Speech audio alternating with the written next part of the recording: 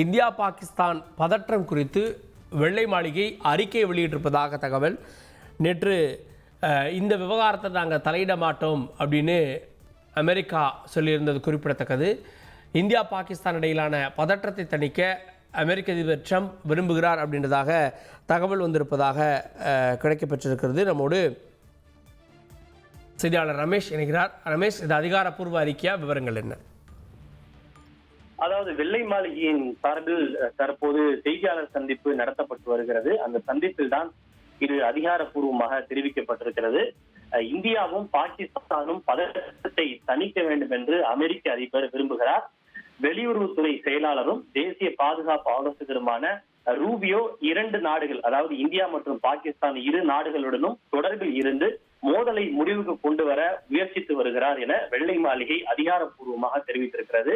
நடந்து வரும் மோதலுக்கு விரிவான தீர்வு கிடைக்கும் என்ற நம்பிக்கையை அமெரிக்க அதிபர் வெளிப்படுத்தி இருப்பதாகவும் வெள்ளை மாளிகை தற்போது அதிகாரப்பூர்வமாக தெரிவித்திருக்கிறது. எனவே இரண்டு நாடுகளிடையே பதற்றம் தணிய வேண்டும் என்பது அமெரிக்க அதிபர் டொனால்டு டிரம்பினுடைய விருப்பமாக இருக்கிறது. நன்றி ரமேஷ்குமார். தொடர்ந்து நம்முடைய திருமாறன் அவர்கள் இணைந்திருக்கிறார். சார், இன்னைக்கு அமெரிக்கா உள்ள வந்திருக்கு, நாங்கள் பதற்றத்தை தணிக்க விரும்புகிறோம் அப்படின்னு, இதனுடைய மெசேஜ் என்ன சார்?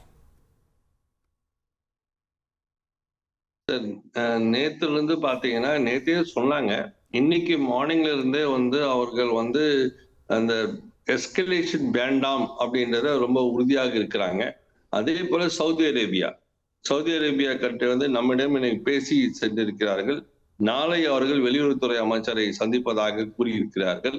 ஸோ இப்போ பார்க்கும்போது டிப்ளமேட்டிக்கா பார்க்கும்போது இந்த இரு நாடுகள் பாகிஸ்தான் மேல going to put the pressure to stop this escalation. மறுபடியும் ஒண்ணு எஸ்கலேட் பண்ணாம இருக்கிறதுக்கு 2 நாள் முயற்சிக்கிறார்கள். பட் அவங்க யார்கிட்ட பேசுறாங்க, யார்கிட்ட பேச போறாங்கன்றதுதான் இப்போ ஒரு கேள்விக்குறியாக இருக்கிறது. அங்க பாத்தீங்கன்னா பாகிஸ்தான்ல நம்ம என்ன பாக்குறோம் அப்படின்னு பாத்தீங்கன்னா, டிவைடட் பவர் சென்டர்ஸ் இருக்கு. ஸோ பிரைம் மினிஸ்டர் ஒண்ணு பேசுறாரு, அவங்க ஆர்மி சீஃப் எங்க இருக்காரு தெரியல, மினிஸ்டர்ஸ் வேற பேசுறாங்க. ஸோ இந்த நேரத்துல whom they are going to put pressure அப்படின்றது ஒரு கொஸ்டின் இருக்கு. பட் சவுதி அரேபியாவும் சரி அமெரிக்காவும் சரி they are capable of stopping Pakistan. தீவிரவாதிகளா இருந்தா கூட அவங்க கேட்கக்கூடிய மனநிலையில இருப்பார்கள் என்பதுதான் டிப்ளமேட்டிக்கா நம்ம யோசிச்சு கொண்டு இருக்கிறோம்.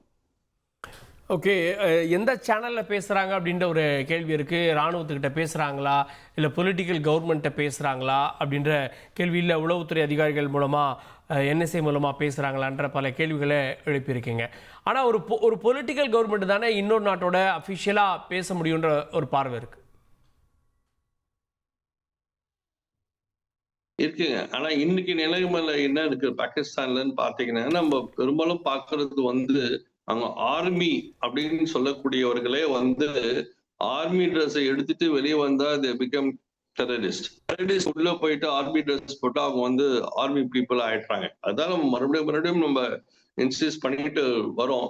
இது இந்த நான் ஸ்டேட் ஆக்டர்ஸ் அப்படின்னு சொல்றோம் இல்லைங்களா. சோ அவங்களுடைய ரோல் இன்னைக்கு பரவலாக பெருவாரியாக டாமினண்டா இருக்கு. ஸோ அததான் நம்ம சொல்லிட்டு வரோம்.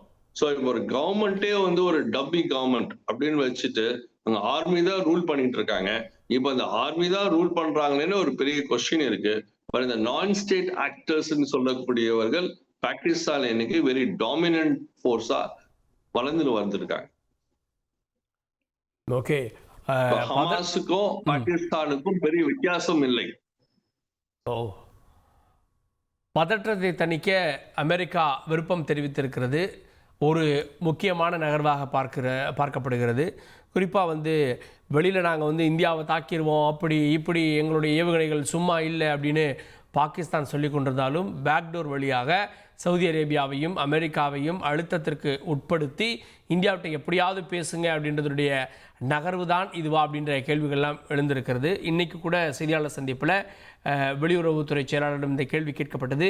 என்எஸ்சி அதிகாரிகள்லாம் பேச தொடங்கிட்டாங்க, பேச்சுவார்த்தை அன்அஃபிஷியலாக தொடங்கியிருப்பதாக சொல்கிறாங்களே, உண்மையா அப்படின்ற கேள்விகளாக வர்றப்போ அப்படியே எனக்கு தெரியாது அப்படின்ற மாதிரியாக அவர் தகவல் தெரிவித்தார். ஸோ என்னுடைய நாலேஜுக்கு தெரிஞ்சது இல்லை அப்படின்றதுடைய அர்த்தம் இருக்கா இல்லையா அப்படின்ற ரெண்டும் சேர்ந்ததாக இருக்கிறது. அதனுடைய விளைவுகள் தான் இன்னைக்கு அமெரிக்கா இந்த பதற்றத்தை தணிக்க விரும்புகிறேன் அப்படின்னு வரக்கூடிய செய்தியா அப்படின்றது இருக்கிறது. சார், இப்போ அமெரிக்கா இந்த பதற்றத்தை தணிக்க வர்றேன் அப்படின்றதுல இன்னொரு ஆபத்து இருக்கிறது. நம்ம சரியான பதிலடியை கொடுக்கணும் அப்படின்னு நினைக்கிறப்பெல்லாம் பல முறை அமெரிக்கா இதை தடுத்திருக்கிறது. ஆஃப்டர் 2008 கூட இது நடந்திருக்கு அப்படின்றாங்க. 2001 தாக்குதலுக்கு பிறகு கூட திரும்ப போர் தொடுக்க, அதாவது நாடாளுமன்ற தாக்குதலுக்கு பிறகு போர் தொடுக்க முயற்சித்த போது அமெரிக்காவின் தலையீடு இருந்தது, இங்கே இருந்தது.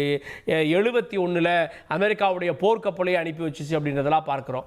அமெரிக்கா உள்ள வர அப்படின்னா இந்த பிரச்சனைக்கு ஒரு சொல்யூஷன் கிடைக்காம தடுக்கிறது அதனுடைய நோக்கமா?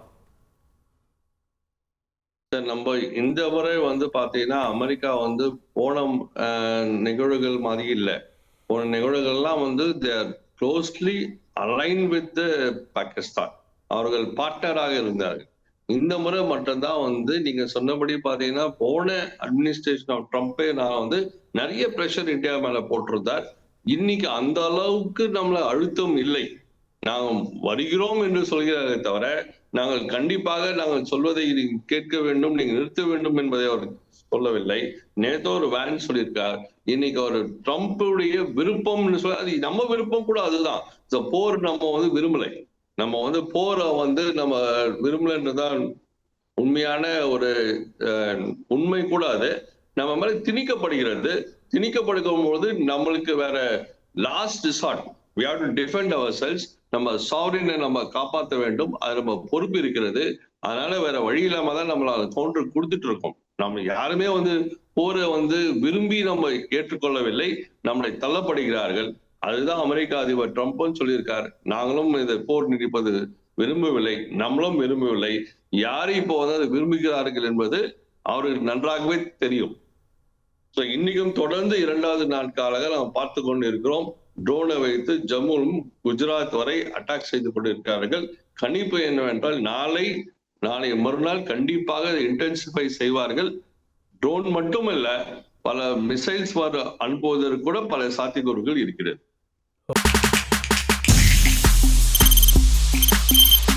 தவிர்க்க முடியாத தம்ப்நெயில்ஸ், கலக்கலான கண்டென்ட்ஸ், சினிமாவும் சீரியஸ் பிரச்சனைகளும், சும்மாவே ராம் சரண் தளபதி விஜய் எப்படா பெரிய கலகலப்பும் கைகலப்பும்.